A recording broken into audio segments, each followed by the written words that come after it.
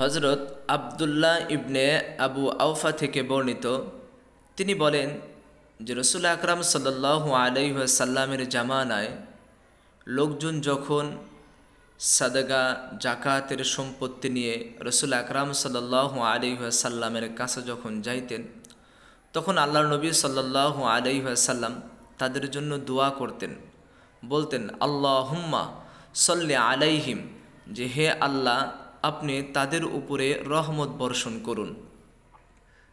এরকম করে দোয়া করতেন যারা জাকাতের সম্পত্তি নিয়ে রসুলের দরবারে হাজির হতেন।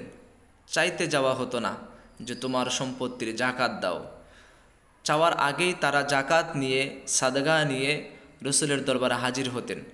রসুল সাল্লাল্লাহু আলাইহি ওয়াসাল্লাম খুশি হয়ে তাদের জন্য দোয়া করতেন।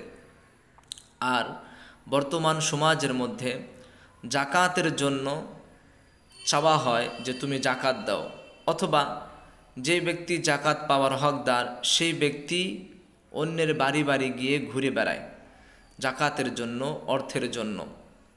তো আমাদের সমাজের মধ্যে এগুলো কিন্তু সব সময়ের জন্য হতেই থাকে।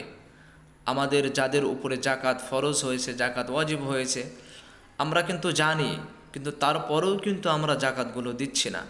এই জাকাত যারা দিচ্ছে না তাদের জন্য আল্লাহ নবী সাল্লাল্লাহু আলাইহি ওয়াসাল্লাম একটা হাদিসের মধ্যে বলেছেন যে যারা জাকাত দেয়নি তাদের ধন সম্পত্তি কিয়ামতের ময়দানে এত বড় একটা সাপ হবে, সেই সাপটা তার গলার সাথে পেঁচিয়ে দেওয়া হবে এবং সেই সাপ তাকে জিজ্ঞাসা করবে তুমি কি আমাকে চিনছো?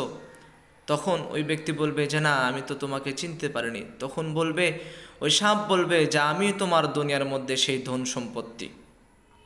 তো কঠিন শাস্তি হবে। এছাড়াও আরও অনেক শাস্তির কথা আছে। ভিডিওটা শেয়ার করুন।